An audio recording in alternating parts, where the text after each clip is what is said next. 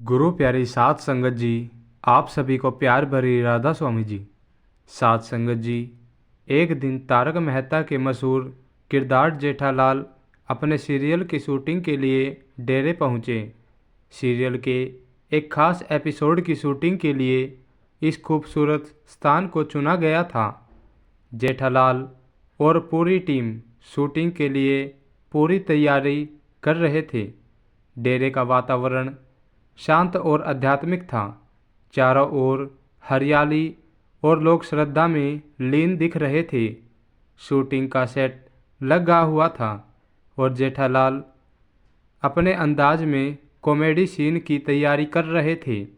तभी वहाँ के सेवादारों ने उन्हें बताया कि इस स्थान पर कैमरे और शूटिंग की अनुमति नहीं है, क्योंकि डेरा एक पवित्र स्थान है और यहाँ केवल आध्यात्मिक कार्य होते हैं।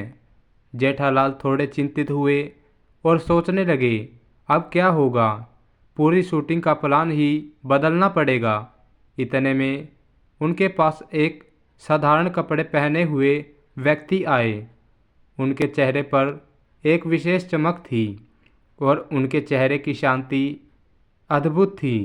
वह व्यक्ति कोई और नहीं बल्कि स्वयं बाबा जी थे। बाबा जी ने मुस्कुराते हुए कहा, बेटा, यहाँ फिल्म और शूटिंग के लिए नहीं बल्कि आत्मा की शांति के लिए लोग आते हैं। तुम भी थोड़ी देर यहाँ बैठो और देखो कि असली ज़िंदगी में अभिनय की क्या भूमिका है।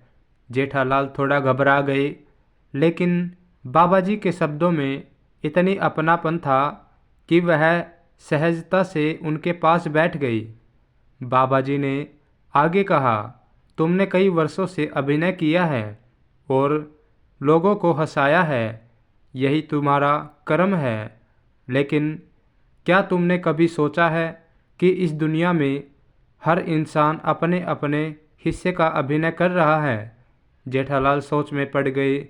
बाबा जी ने समझाया, यह संसार एक रंगमंच है और इसमें हम सब अभिनेता हैं। भगवान ने इस दुनिया को एक मंच के रूप में बनाया है, जहां हम सब अपने हिस्से का किरदार निभाने आए हैं। जैसे तुम सीरियल में जेठालाल का किरदार निभाते हो, वैसे ही हर इंसान को एक किरदार सौंपा गया है। हर व्यक्ति का कर्म एक स्क्रिप्ट की तरह है, जिसे वह अपने जीवन में निभाता है। जेठालाल बाबा जी की बातों को बड़े ध्यान से सुन रहे थे।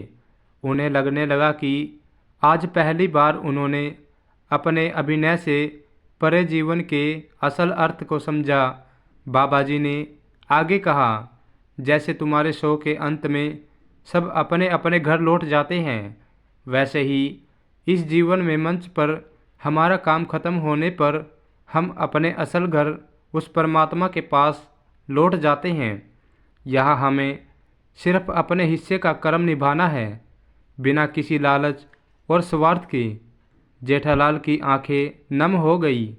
उन्होंने महसूस किया कि हर व्यक्ति, चाहे वह एक अभिनेता हो, एक मजदूर हो या एक राजा हो, सभी इस दुनिया में सिर्फ अपने अपने किरदार निभाने आए हैं और अंत में हम सभी को एक ही जगह जाना है।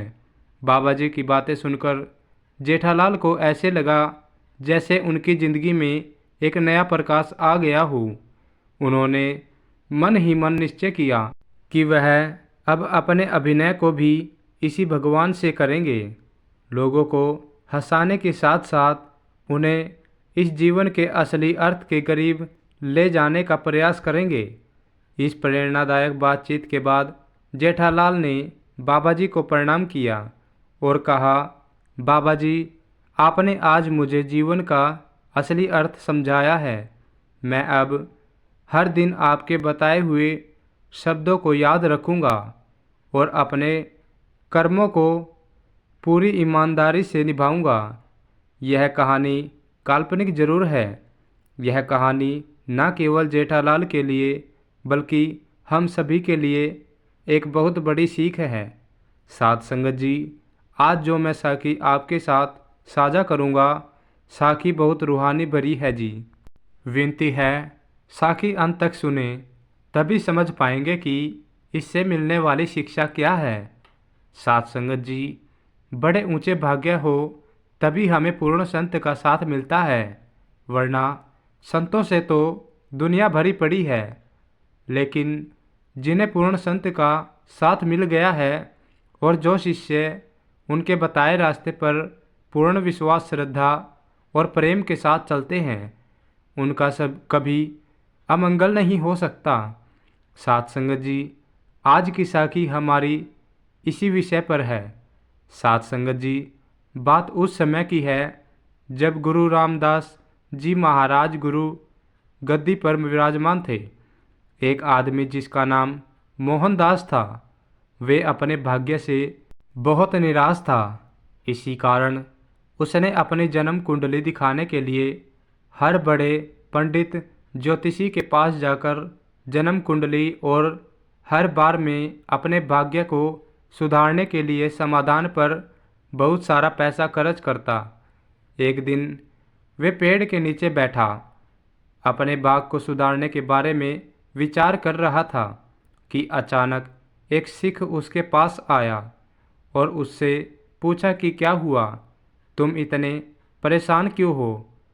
तब उसने उत्तर दिया, क्या बताऊं भाई, मैं अपने भाग से बहुत परेशान हो गया हूँ। मैं जो कोई भी काम करता हूँ, मेरा भाग साथ नहीं देता और हमेशा असफल रहता हूँ। मैंने अपने अच्छे समय के लिए हर संभव प्रयास किया, लेकिन हर बार सारा कुछ किया धरा व्यर्थ ही चला जाता है। तब उस सिख ने उससे कहा कि अरे भाई, अगर तुम्हें सुख प्राप्त करना है तो अमृतसर में गुरु अमरदास जी के पास जाओ। मोहनदास को उस सिख की बात सुनकर बड़ा सुकून मिला और उसने तुरंत अमृतसर जाने का फैसला किया और वह रवाना हो गया। जब मोहनदास अमृतसर पहुंचा तो गुरुजी की शोभा और संगत को देखकर उसे लगा कि वह सिखों के महान पंडित होंगे। वह बड़ी नम्रता के साथ सामने बैठ गया और अपनी कुंडली दिखाई, लेकिन गुरु साहिब ने इस पर कोई दिलचस्पी न दिखाई और ना ही उसकी ओर देखा। अगले दिन भी वही हुआ। साथ संगत जी, ऐसे ही 4-5 दिन बीत गए। अब मोहनदास ऐसा करते करते थक चुका था और निराश होकर सोचने लगा, मैं अपने प्राण त्याग दूंगा। ऐसे वे सोच ही रहा था कि अचानक दोबारा फिर वही सिख मिला और बोला, मोहनदास जी, क्या आपका दुर्भाग्य सौभाग्य में बदल गया है या नहीं। तब मोहनदास कहने लगा कि मैं कितना अभागा हूँ। गुरु साहिब सुनना तो दूर की बात है, वे तो मेरी तरफ देखते भी नहीं हैं। तब सिख बोला, इस बार जाओगे तो पहले गुरु साहिब से अरदास करना और ऐसे कहना, हे नानक, मैं बहुत दूर से आया हूँ, आपके दर पर खुशियाँ प्राप्त करने आया हूँ। फिर मोहनदास बताए अनुसार गुरु साहिब के आगे अरदास की और यह बोलकर फिर कृतज्ञता के साथ रोने लगा और अमरदास साहिब की तरफ चलने लगा। इधर मोहनदास रो रहा था, उधर गुरु अमरदास जी की आंखों में से आंसू आ रहे थे। तब संगत में एक सिख ने गुरु साहिब से विनती करते हुए पूछा, हे सच्चे पातशाह, आपकी आंखों में आंसू क्यों आ रहे हैं। तो गुरु जी ने कहा, मोहनदास आ रहा है। तब सिख ने कहा, सरकार, वो तो पहले भी आया था, ऐसा क्या हुआ कि आपकी आंखों से आंसू बह रहे हैं। इतने में मोहनदास गुरु जी के पास पहुंच गया और माथा टेकते ही वह रोने लगा और जब तक गुरु ने उठाया नहीं तब तक उसने अपना सिर ना उठाया। तब गुरु जी ने कहा, सिख, तुम जो मुझसे पूछ रहे थे कि इस बार ऐसा क्या हुआ जो मेरी आंखों से आंसू बह रहे हैं, तो सुनो। इस बार मोहनदास अकेला नहीं आया, बल्कि अपने साथ गुरु नानक देव, गुरु अंगद देव और गुरु अमरदास जी को भी साथ लेकर आए हैं।